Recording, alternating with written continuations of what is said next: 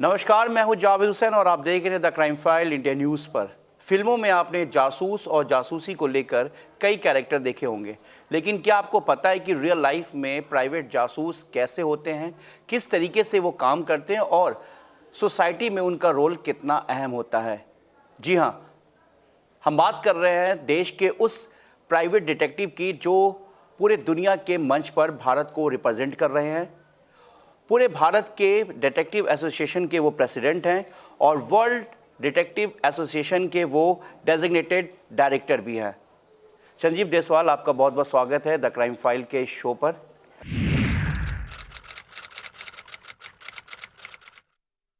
संजीव देसवाल, आपको देख के पता नहीं क्यों एक सवाल जो सबसे पहला है इस शो पे, मुझे लगता है कि वो सबसे पहला सवाल होना चाहिए।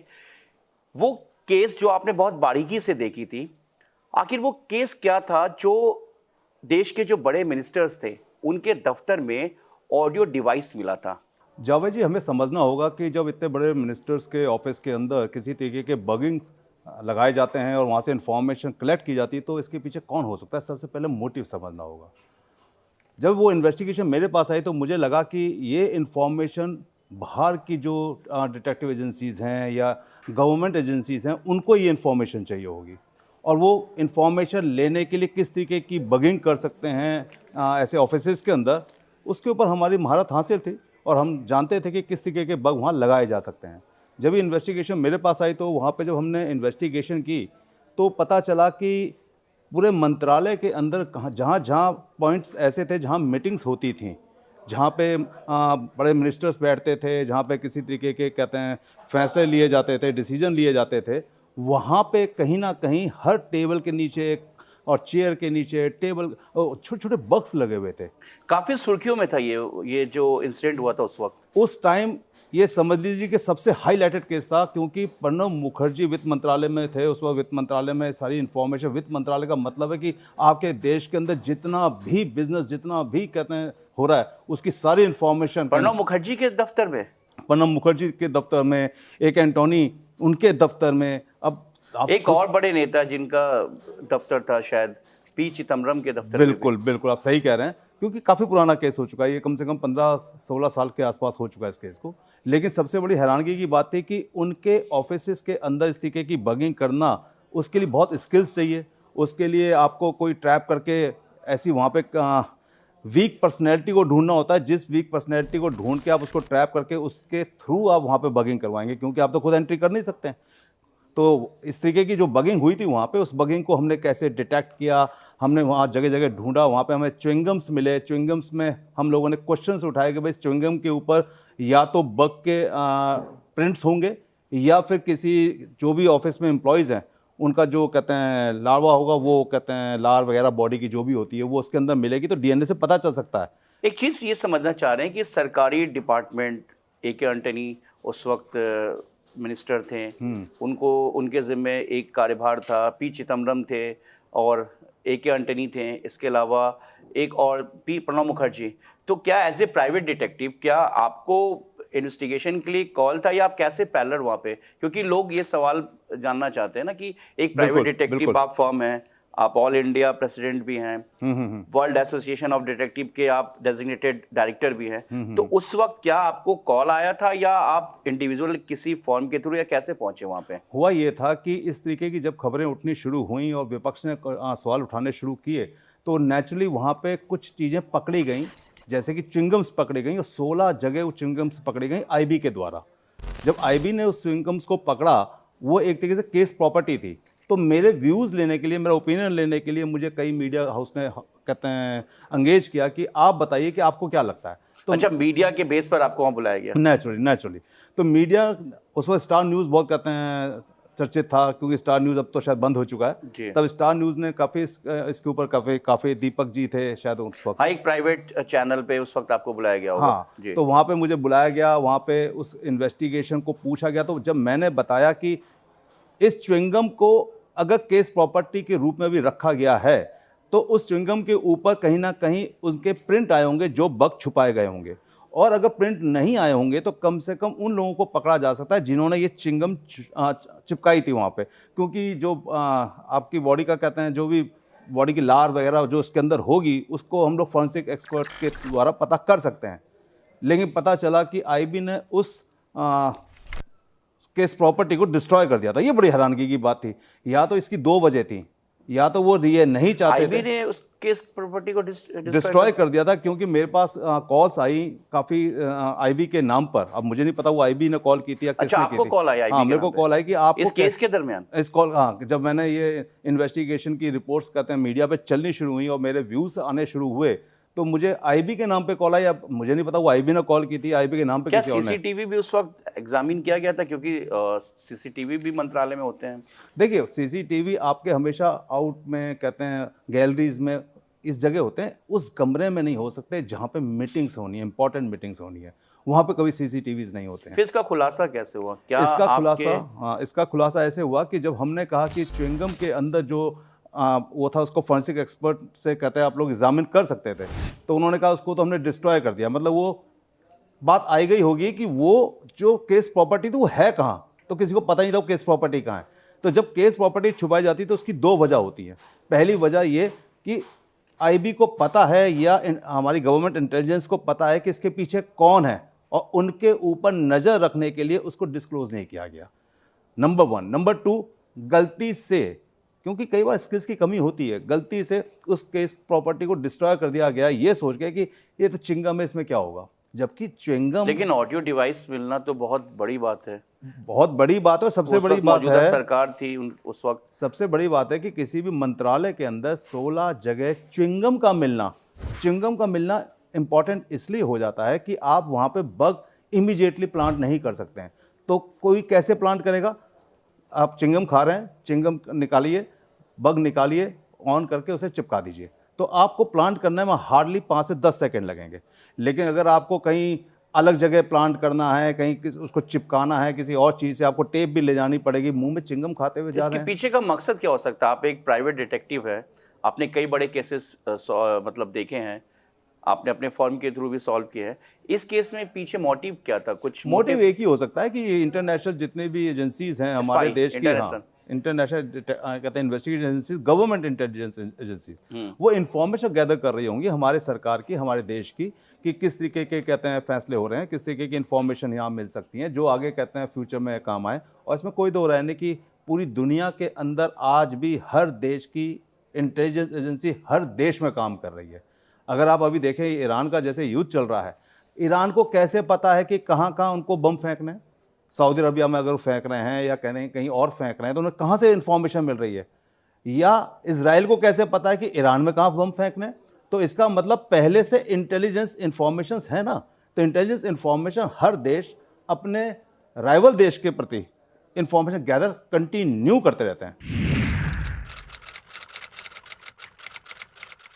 जो प्राइवेट डिटेक्टिव के अलावा अगर हम देश की सुरक्षा की बात करें, जो देश की सुरक्षा एजेंसियां होती हैं, देश की कई बड़ी सुरक्षा एजेंसियां हैं जो 26/11 के बाद इस्टेब्लिश किया गया, कई बड़ी मैक की अगर बात करें, मैक मल्टी एजेंसी सेंटर, तो किसी देश के लिए बहुत इंपॉर्टेंट होता है। ठीक उसी तरीके से एक प्राइवेट डिटेक्टिव जो प्रोफेशनल्स और जो भरोसेमंद होते हैं, मेरे ख्याल से देश में बहुत कम अब भरोसेमंद जो हैं डिटेक्टिव रह गए हैं। प्री मैट्रिमोनियल जो अब इन्वेस्टिगेशन हो रहा है उसको लेकर, जिस तरीके से ट्विशा शर्मा की केस की बात करें, सोनम रघुवंशी की बात करें, तो उसके बाद क्या ऐसा हुआ है संजीव जी कि जो पेरेंट्स हैं, लड़की पक्ष या लड़के पक्ष, अब वो प्राइवेट डिटेक्टिव के पास ज़्यादा आने लगे हैं? जो मुझे अभी तक जानकारी है कि वो ये चाहते हैं कि जिस तरह से सोनम केस हुआ, हालांकि सोनम अभी बेल पे बाहर आ चुकी है, इस पर भी हम आपसे बात करेंगे, लेकिन जिस तरह से ये जो मामला है ट्विशा शर्मा, हाल में कई ऐसे केसेस हैं, तो क्या ऐसा वाकई आप लोगों का अहम रोल बन गया और क्या वाकई आप लोगों को जो पेरेंट्स हैं वो आप लोगों की तरफ आ रहे हैं ऐसे प्राइवेट डिटेक्टिव की तरफ? ये समझना होगा कि प्राइवेट डिटेक्टिव का रोल क्या है सोसाइटी के अंदर। देखिए, प्राइवेट डिटेक्टिव प्रोफेशन दुनिया में सबसे पहले हिंदुस्तान में शुरू हुआ, और ये 320 ईसी BC कहते पूर्व चाणक्य ने शुरू किया था। जब वो धनानंद को कहते हैं हटा के चंद्रगुप्त मौर्य को बनाना चाहते थे तो उन्होंने जासूस रखे, जासूस उस वक्त जासूस अय्यार कहते थे शायद उस वक्त, जासूस कहते थे, अय्यार कहते थे, गुप्तचर कहते थे, जिन्हें आज प्राइवेट डिटेक्टिव कहते हैं, जी। जो इन्फॉर्मेशन गैदर करते थे राजा की और कहते हैं सारी की सारी इन्फॉर्मेशन चाणक्य को देते थे। आज भी हमारे देश के अंदर मॉडर्न सोसाइटी में इंफॉर्मेशन अपने आप में बहुत इंपॉर्टेंट है। जिसके पास इंफॉर्मेशन है वो राजा है। इंफॉर्मेशन क्रांति है जिसे हम ये कह सकते हैं। अगर आपके पास इंफॉर्मेशन नहीं है अपने राइवल की, तो आपका सक्सेस रेट इतना तेज़ी से नहीं आएगा।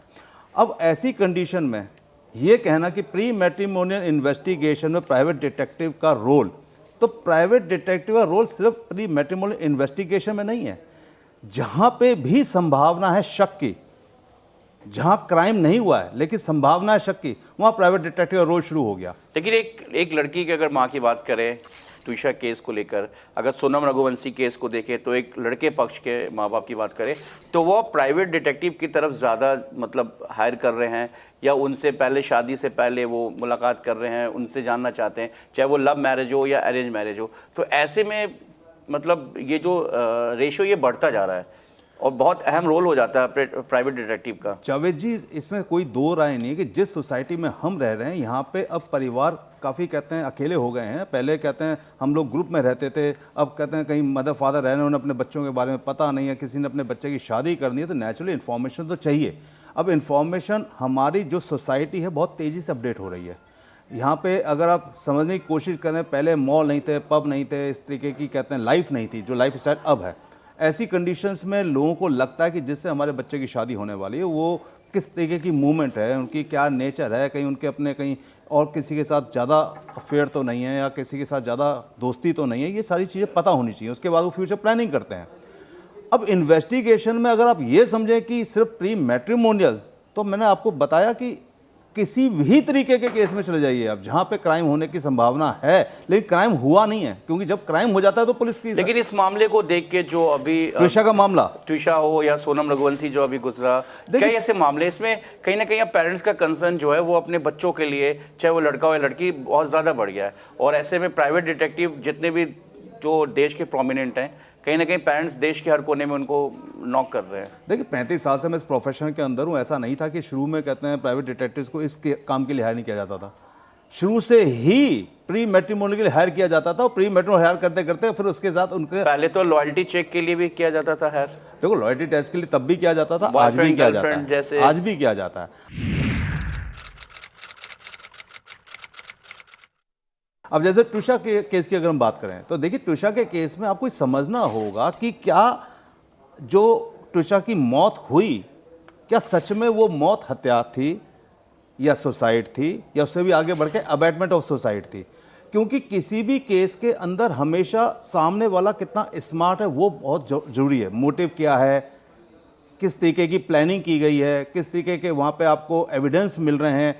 आप देखिए कि कितनी हैरानगी की बात है कि ट्विशा की मौत जिस घर में होती है उस घर में सब कानून के कहते हैं जानकार हैं, बारीकियां जानते हैं। काफी हाई प्रोफाइल मामला, हाई प्रोफाइल के साथ साथ ये भी देखने वाली बात है ना कि सबके अप्रोच तो है लेकिन सब कानून के जानकार हैं। कोई घर में जज है, कोई वकील है। तो फिर ऐसे कैसे पॉसिबल हो जाता है, क्या माइंडसेट हो जाता है? आप तो प्राइवेट डिटेक्टिव रहे, आपने कई केसेस को सॉल्व किया, तो ऐसे में जो माइंडसेट होता है क्या होता है, मतलब किस तरीके का माइंडसेट चेंज हो जाता है?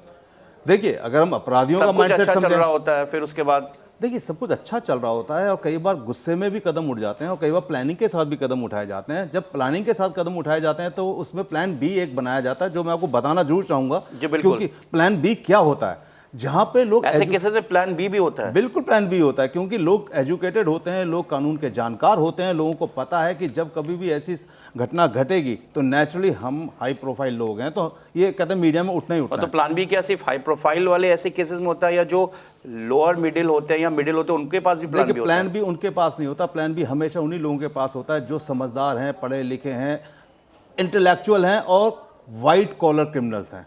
वाइट कॉलर क्रिमिनल्स मैं इसलिए कहूँगा जिनको ये पता है कानून किस तरीके से काम करता है, जिनको ये पता है, उनके पास रिसोर्सेज हैं, जिनके पास पॉलिटिकल कहते हैं संरक्षण है। अब इसी केस को अगर हम ट्विशा के केस को लेते हैं तो कभी आपने सुना है कि क्या कोई एक लेडी 5 महीने के बाद प्रेग्नेंट होने के बाद अपने हस्बैंड की बेल्ट से लटक के कहते हैं आत्महत्या करें? अभी तक आपने बेल्ट की कहीं स्टोरी नहीं सुनी होगी। लोग दुपट्टे से लटक के मर जाएंगे, लोग लस्सी से लटक के मर जाएंगे, लेकिन हस्बैंड की बेल्ट को यूज़ किया जाए।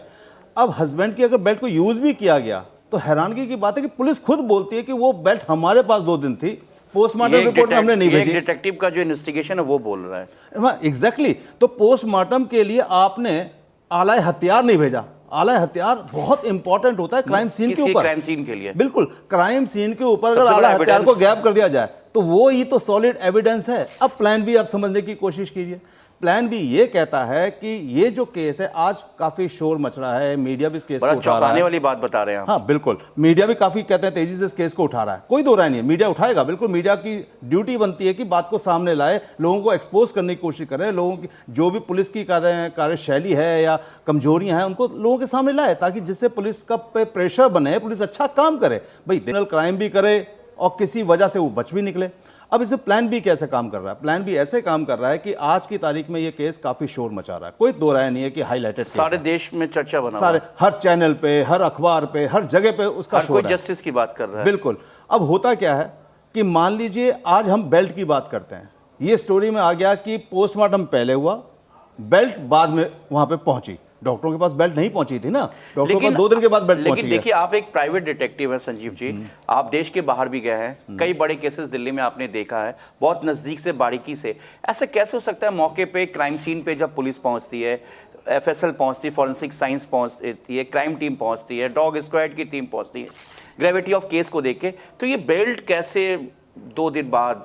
थोड़ा सा यही तो हैरानगी की बात है कि जो वहाँ के कमिश्नर हैं संजय जी, उन्होंने साफ बोला कि ये बेल्ट हमारे पास थी, लेकिन कहीं गलती से हम इस बेल्ट को डॉक्टर्स के पास नहीं पहुंचा पाए, और पोस्टमार्टम रिपोर्ट भी हो गया, पोस्टमार्टम रिपोर्ट के बाद रिपोर्ट भी आ गई, पोस्टमार्टम रिपोर्ट भी आ गई। भाई आपने पोस्टमार्टम में डॉक्टर ने जब रिपोर्ट बनाई तो किस बेस पे बनाई, कि लटके किससे थी वो, किस चीज से? इसमें तो अब दोबारा जो है पोस्टमार्टम के लिए भी पहले कोर्ट की तरफ से मंजूरी नहीं थी, फिर बाद में। इसलिए समझना जरूरी है कि सुप्रीम कोर्ट ने ऑर्डर दोबारा क्यों किए, क्योंकि उनके संज्ञान में बात आई होगी कि बेल्ट क्यों नहीं पहुंची। सुप्रीम कोर्ट ने खुद कॉग्निजेंस लिया इस केस को। एग्जैक्टली। अब आने वाले दिनों में क्या होगा, प्लान बी कैसे काम करेगा, मैं ये समझाना चाहता हूं। प्लान बी ऐसे काम करेगा कि ये जो बेल्ट की स्टोरी है, आज केस सबके इस पास मैंडेट के लोग क्या अलर्ट नहीं हो जाएंगे प्लान बी को लेकर? नहीं हो पाएंगे। उसकी वजह बताता हूं ना, ये नॉलेज में है सबके कि आज ये बेल्ट 2 दिन के बाद वहां पहुंची थी। आज से 2 साल बाद, 3 साल बाद जब ये केस लीगल प्रोसीडिंग में चल रहा होगा जी, कितने लोगों की नॉलेज में होगा ये केस? वहां क्या चल रहा है? वहां सिर्फ 4 लोग ही तो होंगे जो अपराधी हैं, और एक डिफेंस हैं, जो माता पिता हैं, भाई हैं, बस वही लोग तो होंगे। दुनिया तो खत्म हो चुकी, दुनिया तो हट चुकी होगी उस केस से। बिल्कुल। उस वक्त सिर्फ वहां ये बोला जाएगा कि इस लेडी ने जो आत्महत्या की है ये सुसाइड है। सुसाइड कैसे है? भाई डिप्रेशन में थी, उसके कहते हैं कोई उसके बहुत बड़े ख्वाब रहे होंगे। अगर आपने ये प्रूफ कर दिया कि ये केस सुसाइड का है तो सजा तो किसी को भी नहीं होगी। लेकिन अगर आप इस हत्या से इसे अबेटमेंट ऑफ सुसाइड में भी ले गए, अबेटमेंट ऑफ सुसाइड क्यों? अबेटमेंट ऑफ सुसाइड इसलिए कि उस लेडी को प्रताड़ित किया जा रहा था। उसकी कहते हैं जो व्हाट्सएप चैट्स हैं, उस व्हाट्सएप चैट के अकॉर्डिंग साफ पता चल रहा है कि उस लेडी को कहीं मेंटली टॉर्चर किया जा रहा था। सोनम रघुवंशी शिलोंग केस, जो भोपाल, जो इंदौर से गई थी परिवार हनीमून के लिए, उसके बाद 20 मई को वो जो है रघुवंशी जो है मृत पाए गए। अब वो शिलोंग में वो बेल पे बाहर है। हालांकि परिवार ने हाई कोर्ट का दरवाज़ा खटखटाया है, सरकार भी इस पर देख रही इन्वेस्टिगेशन को लेके। इसमें क्या रहा होगा? मतलब देखिए, बेल मिलना तो एक मौलिक अधिकार है किसी भी एक्यूज का, लेकिन क्या इस केस की ग्रेविटी क्या रही? इसमें भी आपको लगता है कि क्या कुछ इन्वेस्टिगेशन में या जो एक जो जांच हुई या जो पूरी चीज़ें कलेक्ट की गई एविडेंस, उसमें भी कहीं ना कहीं कुछ कमी रही होगी? देखिए, सोनम रघुवंशी को 2 तरीके से देखना पड़ेगा शुरुआती तौर पे। जब भी किसी का मर्डर होता है, वहाँ की जो लोकल पुलिस है वो क्या सोचे और कैसे उस केस को अटेंड करे। एक कपल आया है हनीमून पे, पुलिस के दिमाग में ये तो नहीं आएगा कोई प्लानिंग करके यहाँ पे आया है, और एक वहाँ पे मृत मिला है और दूसरा गायब है वहाँ से। तो पुलिस की इन्वेस्टिगेशन तो यही होगी कि किसी लोकल हत्यारों ने या अपराधियों ने ये सब कुछ किया होगा। लेकिन जब आप उस क्राइम सीन को गौर से देखते हैं और उसके बाद आप देखते हैं बॉडी भी नहीं मिल रही है सोनम की, और जब आप डेप्थ से देखते हैं, जो मैंने सवाल बार बार उठाए थे अगले ही दिन कि इसमें सोनम इन्वॉल्व हो सकती है, उसकी वजहें थी। राजा रघुवंशी की हत्या होती है, क्राइम सीन के ऊपर सोनम की बॉडी नहीं मिलती है, लेकिन सोनम के ऊपर वाले कपड़े खून से लथपथ मिलते हैं। क्या हत्यारे, हम ये उम्मीद करते हैं कि हत्यारे आए और सोनम के ऊपर वाले कपड़े वहां उतरवा दिए ताकि आगे कपड़े नए दिलवाने हैं? ये बड़ा हैरान करने वाली बात बिल्कुल थी। तो dramatical। इसका मतलब ये था कि वो कहीं ये दिखाना चाहते थे कि सोनम की भी हत्या हो गई है, कि सोनम का ऊपर का कपड़ा खून से लथपथ है। ये एक नंबर 1 था। मतलब इसमें कोई प्लान भी है? हाँ, यही मैं बता रहा हूँ। नंबर 2 इसके अंदर क्या था? नंबर 2 ये था कि वहां पे जो हत्या करने वाला हथियार था वो वहीं पड़ा मिला। ये प्रूफ कर रहे थे हत्यारे कि हत्यारे सोनम को मारने के बाद उसकी बॉडी को नदी में बहा दिया है और जल्दीबाजी में हथियार छोड़ गए हैं। अब वो हथियार कौन सा था? वो हथियार वहाँ के आदिवासी या वहाँ के लोग यूज करते थे Local लकड़ी weapon, काटने के लिए, वेपन। तो इससे वो प्लानिंग ये थी कि भाई ये दिखाया जाए कि ये जो हत्या है ये यहाँ के लोकल अपराधियों ने कर दिया और जेवर लेके भाग गए हैं। सोनम की लाश को मार के नदी में बहा दिया है, उसके कपड़े बता रहे हैं कि यहाँ उसकी भी हत्या हुई है। शक कहाँ से पैदा होता है? कपड़े मिलने, हथियार मिलना, और इससे भी ऊपर आप हैं, मैं हूं। अगर हम लोग हनीमून पे पहली बार किसी नई सिटी में जाते हैं तो क्या मैं अपनी ली हुई किराए पे गाड़ी, चाहे वो स्कूटी हो या कार हो, मैं पार्किंग में लगाऊंगा जंगल में जाके, या पार्किंग को छोड़ के मैं जंगल में छुपाऊंगा? जंगल में छुपाई गई वो स्कूटी किस लिए? ताकि 3-4 दिन या 2 दिन वो स्कूटी जल्दी ना मिले, बॉडी भी डिकम्पोज हो जाए, वहां पे बॉडी की तलाश होती रहे। मतलब एविडेंस को कहीं ना कहीं डिस्ट्रॉय करने का, डिस्ट्रॉय कर दिया जाए कि ज्यादातर एविडेंस ना मिले पुलिस को। इससे भी बड़ा एक और शक कि राजा रघुवंशी और सोनम रघुवंशी अपने पूरे जेवरात जो शादी में मिले थे उनको लेके हनीमून पे आए। ये सारी की सारी ये तो सवाल उठता है ऐसी चीजों पे। नहीं, ये सवाल अपने आप में बहुत ही वैलिड है कि भाई ऐसा कैसे हो सकता है कि कोई कहते हैं कपल शादी में मतलब हनीमून पे आए, अपनी स्कूटी को छुपाए और उसके बाद सारे जेवर लेके आए, उसके बाद एक लेडी गैब हो जाती है, वहाँ पे उसके कपड़े मिलते हैं, वो भी ऊपरी वाले कपड़े मिलते हैं। मैं अगर ये मानूं कि सोनम के साथ अपराधियों ने कोई गलत व्यवहार किया, हम वर्स्ट चले जाते हैं। इसमें तो पूरा प्लान भी दिख रहा है, मतलब पूरा माइंडसेट था बिल्कुल कि mindset कैसे था। इसको एग्जीक्यूट करना है। अब इसमें सोनम बच जाएंगी, सोनम कहेंगी मेरा कोई रोल क्या नहीं आपको था। लगता है ऐसा? मुझे ऐसा लगता है कि प्लान भी यही है कि आने वाले दिनों में सोनम बच निकलेंगी और जो वो जो दूसरा कैसे, था। क्या ग्राउंड है, किस ग्राउंड पे आप कह रहे हैं? भाई देखिए, सोनम कहीं इन्वॉल्व तो डायरेक्ट दिखी ही नहीं। सोनम कहाँ इन्वॉल्व डायरेक्ट दिखी है? हत्यारों ने हत्या की, पर वो लोग आए कॉन्स्पिरेसी में थे। तो शामिल है, क्योंकि वो गर्लफ्रेंड, जो उसका भाई बॉयफ्रेंड बात कर रहे हैं ना, ये एक एविडेंस बनेगी कि कहते हैं 2 लोग अगर आपस में बात कर रहे हैं, उस बातों में कहते हैं चैटिंग में ये तो कहीं लिखा हुआ नहीं आया कि तुमने, हम ऊपर चढ़ेंगे तुम वहाँ मार देना। आप लोकेशन भेज रहे हैं, आप वेल विशर के नाम पे भी लोकेशन भेज सकते हैं किसी को कि मैं इन एरियाओं में हूँ, थोड़ा सा कहीं इधर उधर हो जाऊँ तो जरा ढूंढ लेना। मतलब आप किस तरीके से प्रूव करेंगे? कौन से ऐसे सॉलिड एविडेंसेस लाएंगे? हत्या के अंदर कभी भी कॉन्क्रीट एविडेंस नहीं मिल पाते हैं, सिर्फ चेन ऑफ एविडेंस ही, जो मौके से आप एविडेंस ही, इनिशियल मौके पे जो आप एविडेंस बिल्कुल। कलेक्ट कर लेते हैं, सर्कमस्टेंस एविडेंस और चेन ऑफ एविडेंस प्रूफ करते हैं किसी हत्या को। आई विटनेस कोई होता नहीं है। आई विटनेस यहाँ पे है सोनम। सोनम कहेगी मेरे को भी बेहोश कर दिया गया। तो क्या डिटेक्टिव एक प्रोमिनेंट संजीव देशवाला भी मेरे सामने बैठे, तो आप मानते हैं कि सोनम रघुवंशी जो है वो आने वाले ट्रायल में, उसके बाद फिर वो आने वाले ट्रायल में ट्विशा के ये बचेंगे, सोनम के भी बचेंगे, ये आप देख लीजिएगा। तो क्या, अगर हम आपकी बात करें तो क्या कहीं ना कहीं आप इन्वेस्टिगेशन पर क्वेश्चन मार्क लगा रहे हैं कि ये जो भी केसेस हुए हैं, जो वारदात, जो घटना हुई है, इसमें इन्वेस्टिगेशन कहीं ना कहीं लूप होल रहा है? देखिए, इन्वेस्टिगेशन में लूप होल होना, क्या उनका कोई मतलब पर्सनल इंटरेस्ट कलेक्टिव है? एविडेंस को मौके से कलेक्ट नहीं नहीं, करना, 2-3 या चीजें कुछ चीजें वहां पर एविडेंस को कई बार, देखिए, कोई सवाल खड़ा करने से पहले समझना जरूरी है कि सवाल क्यों खड़े हुए। किसी भी पुलिस के ऊपर सवाल उठाने से पहले ये समझना जरूरी है कि क्या कोई पर्सनल इंटरेस्ट है, क्या प्रेशर है, या फिर लैक ऑफ स्किल है। तो सोनम तो रघुवंशी, लैक ऑफ स्किल होने के ज्यादा चांस है। पर्सनल इंटरेस्ट क्या रहा होगा सोनम में और ट्विशा, अगर शर्मा की बात करें, इन दोनों केसेस में क्या चीज, क्या पर्सनल इंटरेस्ट रहा होगा?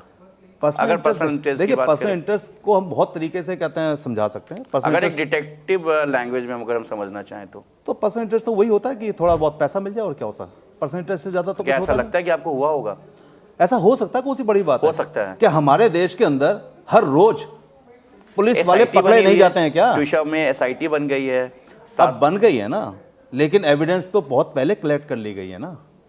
अब तो नई बेल्ट नहीं ला सकते ना आप। नहीं। आपने जो बेल्ट लानी थी, जो आईओ ने ला दी बेल्ट, उसके अलावा तो अब कोई बेल्ट नहीं आएगी। नहीं, क्योंकि जो मौके पे बेल्ट है उसमें फिंगरप्रिंट्स होगा, कई फॉरेंसिक सैंपल्स वहां से कलेक्ट किया गया होगा। देखिए, बेल्ट के ऊपर फिंगरप्रिंट्स भी हो तो बेल्ट जब मेरी है तो मेरे फिंगरप्रिंट क्यों नहीं होंगे? इसमें क्या कहते हैं गलत है? नंबर 1। नंबर 2, जो आपके ऊपर मार्क है गले के ऊपर, क्या वो बेल्ट का ही है, क्या वो फीमेल बेल्ट है, क्या वो मेल बेल्ट है, क्या वो हस्बैंड की बेल्ट है, क्या सच में बेल्ट से ही कहते हैं गर्दन को कहते हैं प्रेशर बनाया और उससे लटकी थे वो। तारीख पे तारीख चलते हाँ। चलते चलते फिर Naturally। ये केस कहीं ना कहीं आप प्लान मानने भी के यही है, प्लान भी यही है कि एविडेंस इतने कमजोर रखे जाएं कि जब हम इसे लीगल फाइट में लेके जाएं तो वो एविडेंस खत्म हो ये जाए। प्लान भी तैयार कौन करता है? प्लान भी हमेशा वही तैयार करते हैं जो स्मार्ट होते हैं, जो पढ़े लिखे लोग होते हैं, जो कानून की बारीकियों को समझते हैं। क्योंकि यहाँ पे आप किसी को इतना प्रेशर डेवलप कीजिए कि या तो वो अपनी जान खुद ले ले या फिर आप ऐसा रास्ता बना दें कि आप जान ले लें। वो कौन सी ऐसी इंसिडेंट है संजीव जी जो आपको सोने नहीं दिया था, जिसमें एक ऐसा ब्लैकमेलिंग का केस आपने सॉल्व किया था जिसमें एक दिल्ली पुलिस के टॉप ऑफिसर्स भी उसमें उन्होंने आपको कॉल किया था? वो क्या ऐसी घटना थी जिसमें वो लेडी शायद विदेश की थी? वो क्या ब्लैकमेलिंग था वो हम समझना हुआ चाहेंगे। क्या था कि एक हमें काफी सीनियर पुलिस ऑफिसर का फोन दिल्ली आया। के किसी बड़े अधिकारी का फोन आया था आपके पास? बड़े अधिकारी का फोन और आया वो कि भी देशपाल पर्सनली, जी, अगर मैं सही हूं तो पर्सनली उन्होंने कॉल किया था आपको? बिल्कुल, उन्होंने बोला कि संजीव जी ये हमारे बहुत अच्छे दोस्त हैं, हिंदुस्तान के रेनाउंड डॉक्टर हैं और इनके साथ कुछ प्रॉब्लम है, आप उसे सॉल्व कीजिए। तो मैंने कहा भाई आप लोग पुलिस में इतने सीनियर पोस्ट पे बैठे हुए, आप देखिए। कहता है जब तक क्राइम नहीं हुआ तब तक हम कैसे घुसें। वो और सबसे सीनियर बड़ी बात, अधिकारी जिसके कॉल पे कुछ भी हो सकता था, बिल्कुल उसने बिल्कुल हो आपको सकता कॉल था। किया। एग्जैक्टली, मैं सही हूँ? बिल्कुल ठीक है आप, और ये बात सही भी है। क्योंकि देखिए होता क्या है, पुलिस अधिकारी कई बार पीछे हट जाते हैं कि कल अगर एक्सपोज हो गया कोई केस, न्यूज़ में आ गया और वहाँ पे देखा कि पुलिस वाले की इन्वॉल्वमेंट थी, चाहे फिर वो कोई भी अधिकारी हो, फिर तो आपको पता है कि मीडिया अच्छा एक्सपोज करता है हमारा। ऐसी बात नहीं है, दोनों टांगों से फुटबॉल खेलना जानता है मीडिया, यहाँ से भी अच्छा खेलता है, यहाँ से भी अच्छा खेलता है। तो उस कंडीशन में पुलिस अधिकारी ने कहा कि देशपाल जी के पास आप एक बार देख लीजिए। मेरे से मीटिंग हुई उनकी, तो बेचारे बड़े थर थर से काँप रहे थे। जो क्लाइंट थे? हाँ, क्लाइंट थे, डॉक्टर साहब, बुजुर्ग भी थे। तो मैंने बोला क्या प्रॉब्लम क्या आ रही है? कह रहा कुछ नहीं देशपाल जी, एक इस्तांबुल की लेडी हमारे पास आती हैं, ये 3-4 महीने पुरानी बात है, ऑफिस में हॉस्पिटल में आती हैं, मुलाकात होती है, धीरे धीरे दोस्ती होती है। लेडी काफ़ी ब्यूटीफुल हैं, ज़्यादा एज भी नहीं है, मेरी family out of India America में है। मैंने उनको कहा कि कभी आइए, डिनर पे आइए। तो मैं कहा मतलब आप भी कहीं इंटरेस्ट थे? मतलब वो जो सीनियर सिटीजन थे, जो आपके क्लाइंट थे, उन्होंने ही ऑफर किया? बिल्कुल, मैं इस्तांबुल कहा आप के? कहीं इंटरेस्टेड हो इसका मतलब, तभी आपने उस लेडी को ऑफर किया। ठीक। कहता है इंटरेस्टेड क्या, अच्छी दोस्त बन गई थी। मैं अच्छी दोस्त बन रही थी और आपको उन्होंने ट्रैप कर लिया था, आपको तो ट्रैप कर लिया था इसका मतलब। कहता आप ट्रैप ही समझिए, क्योंकि मुझे तो लग रहा है ट्रैप ही था। तो उनको मैंने अपने यहाँ पे डिनर पे बुलाया। डिनर पे बुलाने के बाद हम लोगों ने एक आध वाइन ली, पैग लिया, थोड़ा सा अल्कोहल लिया, उससे नशा हो गया। फिर उसके बाद हम थोड़ा सा आगे बढ़ गए।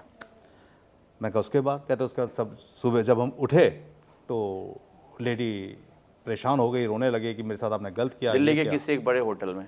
नहीं, घर के अंदर। अच्छा, घर के घर अंदर। के अंदर मेरे साथ आपने गलत किया और ये किया और वो किया, और लेडी उनको बहुत ज़्यादा प्रेशर डेवलप करने लगी। तो उन्होंने बोला नहीं कोई बात नहीं, गलती हो जाती है, आइंदा नहीं होगा। इस तरीके से मैंने उसको सेटल किया प्रोग्राम को और उनको दूसरी गाड़ी से उनके घर भेज दिया। 3 दिन बाद उनका मेरे को व्हाट्सएप पे एक छोटी सी फुटेज आई, जिस फुटेज में हम दोनों ने जो रात को गलत किया था वो उसकी फुटेज थी। तो उन्होंने बोला मेरे पे पूरी वीडियो है। और तो उसने बोला कि तुम मेरी वीडियो बनाने आई थी? तो कहता नहीं, वो गलती से मोबाइल से बन गई। मैं तो कहते हैं आपने मुझे अल्कोहल पिलाया था तो मैंने कैमरे को साइड में रख दिया था कि कल मेरे साथ कुछ गलत ना हो, तो उसमें मैंने देखा आपने मेरे साथ गलत किया है और वो वीडियो बन गई, मैंने नहीं बनाई है। तो और मेरे को इतना पैसा चाहिए, 25 लाख रुपये। तो डॉक्टर साहब ने कहा ठीक है, इसको हम फिर सेटल कर देते हैं। कहते ठीक है। 25 लाख मैंने उनको दे दिए। उन्होंने दे दिया? दे दिए। मतलब किसी के हाथ भेजवाया या अकाउंट में ट्रांसफर? नहीं, अकाउंट में तो खैर कोई ट्रांसफ़र नहीं करेगा, कैश दिया 25 लाख रुपए। ये दिल्ली में पैसा दिया गया। जब पैसा दे दिया गया, अब डॉक्टर साहब को 15 दिन के बाद फ़ोन आया कि मुझे एक बार मिलना है दोबारा। उसी महिला ने? महिला ने। वो गए मिलने, बताओ, कहते वो नहीं मेरे को 5 करोड़ रुपए चाहिए मुझे अपनी। मतलब 25 से सीधा 5 करोड़? हाँ, 25 लाख तो इसलिए लिए गए कि डॉक्टर किस तरीके से रिएक्ट करता है। ये देखो मोडस ऑपरेंडी है एक ब्लैकमेलर की। मतलब ये पैटर्न? अब एक पैटर्न है, छोटा अमाउंट लिया जाए। छोटा अमाउंट लेने से होता क्या है कि आपकी इंटेंशन पता हो चल जाती है कि आप दोगे कि नहीं दोगे। आगे भी आप छोटी पेमेंट पर अगर अटक 25 लाख गए भी कोई छोटा अमाउंट नहीं है अगर देखें तो। उस डॉक्टर के अकॉर्डिंग मुझे लगता है कि 10-15 करोड़ भी छोटा ही इस तरह से आप बात कर रहे हैं कि दिल्ली के एक प्रोमिनेंट डॉक्टर। बिल्कुल 10-15 करोड़ भी छोटा अमाउंट था। वो जिस कोठी में रहते हैं वो कोठी आज की तारीख में कम से कम 150 करोड़ की होगी। तो मुझे नहीं लगता कि वो कोई 5-10 करोड़ और उनके दिल्ली के बहुत बड़ी पॉश रकम है। इलाके का वो कोटी है। हाँ, लेकिन प्रॉब्लम क्या आती है ना, जब आप ब्लैकमेल होना शुरू होते हैं तो फिर ये रुकता नहीं है, फिर ये निरंतर चलता रहता है जब तक आप ब्लैकमेल हो सकते हैं, क्योंकि ब्लैकमेलर को समझ में आ गया है कि आप पैसा देते रहेंगे। तो क्या 5 करोड़ की सेटिंग हो गई थी देने के लिए? अब यहाँ पे डॉक्टर साहब परेशान हो गए कि अगर आज मैंने 5 करोड़ रुपए दे दिए तो अगली बारी 10 करोड़ की है डिमांड। अब उन्होंने पुलिस ऑफिसर से मतलब बात डॉक्टर साहब थोड़े समझदार थे। हाँ नहीं, अब तो घबरा गए ना वो, क्योंकि उन्होंने आगे समझ दिया कि ये जो 25 लाख से 5 करोड़, 5 करोड़ से 10 करोड़ पे स्टोरी पहुंचेगी, अगर मैं यहाँ नहीं रुका तो मेरे को प्रॉब्लम आने वाली है। तो उस कंडीशन में उन्होंने अपने पुलिस दोस्त से बात करी, जब सारे केस बताया, सब कुछ बताया, तो पुलिस कमिश्नर बोलेगा मैं इसमें क्या कर सकता हूँ भाई, इसे मैं आपकी क्या मदद कर सकता हूँ, आप खुद देखिए इसमें आपने गलती तो की है, तो नहीं मुझे बचाइए। तो बचाइए तो फिर एक काम करिए, देशवासी से मिल लीजिए, मैं उनको फ़ोन कर देता हूँ। तब हमारी बातचीत शुरू हुई और तब मैंने कहा कि एक ही तरीका है बचने का, हम इस केस को एक्सटॉर्शन की तरफ अगर मोड़ दें तो आप बच जाओगे। कह रहे कैसे? मैं कहा वो मैं तरीका बताता हूँ। मैंने इमीडिएटली उनको एक शर्ट दी, शर्ट में कैमरा लगवाया गया, इंस्टॉल किया गया कैमरा। मैं कहा अब आप जब उनसे मीटिंग करेंगे तो मीटिंग में आपने डेट बोलनी है, अमाउंट बोलना है, आपने बोलना है आपने मेरी वीडियो बनाई, हमने जो किया म्यूचुअल कंसेंट पे किया था, आप मुझे पसंद करती थी, मैं आपको पसंद करता था, आप मेरे कहने पे घर पे आई, आपने कहने पे अल्कोहल पिया, हमने जो किया पर्सनली एक दूसरे कंसेंट से किया है। और अब आप मेरे से पैसे मांग रही हैं, मैं आपको 25 लाख ऑलरेडी दे चुका हूं, अब आप मेरे से 5 करोड़ मांग रही हैं, ये तरीका ठीक नहीं है। ऐसे लैंग्वेज को जब आप बार बार करेंगे तो ये एक्सटॉर्शन का केस बनेगा, और जब एक्सटॉर्शन का केस बनेगा फिर हम इसको प्लान बी पे लेके जाएंगे। ये प्लान ए है। मतलब प्लान बी जो डिटेक्टिव प्रोफेशन उसमें बड़ा काम करता है। देखिए प्लान बी हर जगह काम करता है इस दुनिया में, जिसके पास प्लान बी प्लान सी नहीं है वो पहले प्लान पे अगर फेल हो गया तो बस वहाँ लाइफ ओवर है। आप पहले प्लान पे फेल होते हैं और आपके पास प्लान बी ऑलरेडी बना हुआ है तो आप कहीं ना कहीं रास्ता निकाल लेंगे। इसमें प्लान बी कितना कामयाब हुआ? प्लान बी ही इसमें कामयाब हुआ, प्लान बी इसमें कामयाब हो गया। प्लान ए में हमने पूरी रिकॉर्डिंग की, प्लान बी में जो डॉक्टर साहब ने रिकॉर्डिंग करनी थी वो तो की गई, हमारी टीम भी उस 5 स्टार होटल में पहुंची, उन्होंने भी जगह जगह कैमरे लगा के उसकी रिकॉर्डिंग की, ताकि ऐसा ना हो कि डॉक्टर साहब से गलती से रिकॉर्डिंग ना हो पाए या बटन ना दबे, ऐसा मौका दोबारा ना मिले, चीजें ऑडियो ना आ सके सामने। एग्जैक्टली। तो हमने उनसे बात कर ली थी, आपकी टीम भी तैयार थी? हाँ, तो हम उस टेबल पे बैठिएगा, वो टेबल हमने अपनी तरफ से बुक कर दी है, पूरी रिकॉर्डिंग हुई, ऑडियो वीडियोग्राफी फैंटास्टिक बनी, उसके अंदर जो डिमांड की गई वो सारे के सारे कंटेंट्स बहुत क्लियर आए। डिमांड की गई थी? हाँ, वही 5 करोड़ 5 करोड़ की बात की गई। Okay. तो पूरे कंटेंट्स क्लियर आए। जब वो रिकॉर्डिंग हो गई, डेट और टाइम स्टैम्प के साथ वीडियो में दिख रही है, न्यूज़पेपर में बोल कहते रख दिया, वहाँ पे मुंह से बोला जा रहा है कि यार आज ये तारीख हो गई, इस तारीख को तुम्हें मैंने 25 लाख रुपए दिए थे, तो वो सारी चीज़ें मिल गई कि ये आज की तारीख में सब कुछ चल रहा है, एविडेंस और सारी चीजें सॉलिड एविडेंसेस चलती बन गई जी। अब उसके बाद इमीडिएटली जहां पिछली बार 25 लाख रुपए दिए गए थे और जहां ये रिकॉर्डिंग हो रही थी, दोनों की लोकेशन एक रखी गई। उससे हुआ क्या कि जुडिशरी बना दी गई उसी थाने की जिस थाने में हम लोग जानते थे। मतलब एक मदद करना। उस थाने के एसएचओ से बात की। आमतौर पर ऐसा होता है? होता है, बिल्कुल होता है। यहाँ पे किसी की मदद हो रही थी, डॉक्टर यहाँ पे इतना गलत भी तो नहीं था। गलत ये था कि ठीक है यार कंसेंट पर क्लियर, लेकिन इतना भी गलत नहीं था, उसकी इतनी गलती तो नहीं थी।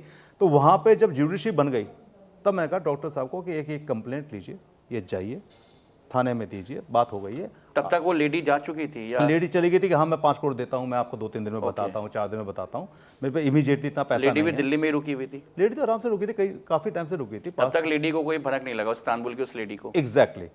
अब उसके बाद पुलिस ने क्या किया, इमीडिएटली रात को ही लेडी को उठा लिया, थाने पे ले आया कि आपके ऊपर एक्सटॉर्शन केस बनेगा, ये आपकी ऑडियो फिर वीडियो उनकी एम्बेसी को भी इंटीमेट किया होगा? अभी नहीं। अच्छा। अभी नहीं, क्योंकि यहाँ पे मदद की जाती है ना, यहाँ पे इसको लीगल एक्शन में लेके नहीं आना था। लीगल एक्शन में लेके आते, कंप्लेन बेस पे, बिल्कुल लीगल एक्शन में लेके आते, फिर तो ये केस बहुत हाईलाइटेड हो जाता है। जैसे भी ट्यूशा का चल रहा है, यही चलता रहता 2-3 महीने तक, क्योंकि फिर लेडी को भी अपने लीगल ऑप्शन खोलने पड़ते हैं कि मेरे साथ तो रेप हुआ था, मेरे साथ तो गलत हुआ था, मैंने कोई पैसा नहीं मांगा।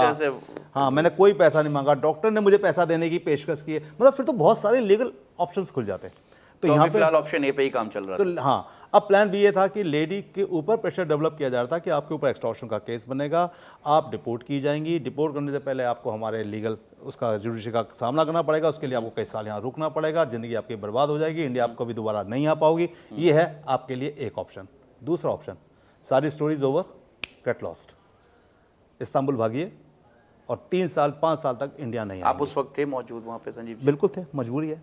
क्या पैसे वापस आए 25 लाख रुपए? नहीं, 25 लाख नहीं आए वापस। नहीं। 25 लाख तो इस जा तरीके चुके से थे। आपने डॉक्टर की मदद की। डॉक्टर की मदद हो गई, उसके 5 करोड़ बच गए और आने वाले दिनों में कोई पैसे की बात खत्म हो गई। लेडी ने लिख के दिया कि मेरे साथ कुछ ऐसा नहीं हुआ है। संजीव जी देखिए, आपसे जो इनसाइड हमने एक डिटेक्टिव के बारे में जाना कि एक प्राइवेट डिटेक्टिव जो होता है प्रोमिनेंट, क्योंकि आजकल बहुत लोगों छोटे डिटेक्टिव भी आ चुके हैं जो डिटेक्टिव उन्होंने अपना फॉर्म बना रखा है लेकिन उतने रेबल नहीं है, कई बार ऐसा सुनने को मिलता है। लेकिन आप जैसे जो प्रोमिनेंट होते हैं वो बहुत कम पूरे देश में हैं और आपने बताया कि किस तरीके का एक पूरा इनसाइड, किस तरीके का एक जो प्राइवेट डिटेक्टिव होते हैं वो किस तरह से काम करते हैं, कितना अहम होता है सोसाइटी में उनका रोल।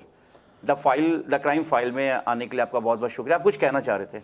हाँ जावेद जी, मैं ये कहना चाहूँगा कि किसी भी प्रोफेशन में, ना कि हम प्राइवेट डिटेक्टिव के प्रोफेशन की बात करें, किसी प्रोफेशन में एक्सपीरियंस बहुत काम करता है। जब क्लाइंट को किसी को हायर करना है तो उसका एक्सपीरियंस जरूर देखें कि वो जिसके पास जा रहा है वो प्राइवेट डिटेक्टिव कब से है, कहाँ उसका ऑफिस है, वो ऑफिस कब से है, वो नंबर जो यूज़ करता है वो कब से यूज़ कर रहा है, उसकी कंपनी प्राइवेट लिमिटेड है या नहीं है, उसमें ये बड़ा अहम। हाँ, क्योंकि होता क्या है कि आप कब कहते हैं ठगे जाते हैं, आप कब कहते हैं आपके साथ गलत होता है, जब आप गलत को चुनते हैं। गलत तभी होगा जब आप गलत को चुनते हैं। और गलत को आप कब चुनते हैं? जब आप सिर्फ एक लालच करते हैं। इस दुनिया में सिर्फ 2 ही तरीके हैं किसी को ठगने की, या तो उसको लालच दिया जाए या उसको डराया जाए। लेकिन क्रेडिबिलिटी भी बड़ा इंपॉर्टेंट है, जो आप लोग जैसे लोग जो हैं इसे बना के रखे हुए देखिए, प्राइवेट डिटेक्टिव में क्रेडिबिलिटी ही तो सबसे ऊपर है। अगर आप पैशन के साथ काम कर रहे हैं, 35 साल 35 ईयर से ज़्यादा मुझे हो चुके इस प्रोफेशन को देने के बाद, एक बहुत लंबा वक्त दिया है मैंने। इतना लंबा वक्त देने के बाद मैं आज कह सकता हूं कि मेरे पास अच्छा एक एक्सपीरियंस है। हो सकता है मैं वर्ल्ड का सबसे अच्छा जासूस ना हूं, लेकिन हाँ, मेरे पास एक अच्छा एक्सपीरियंस तो है। द क्राइम फाइल में आने के लिए आपका बहुत बहुत शुक्रिया। Thank you. The crime file के अगले एपिसोड में एक बार फिर आपसे मुलाकात होगी, तब तक के लिए नमस्कार।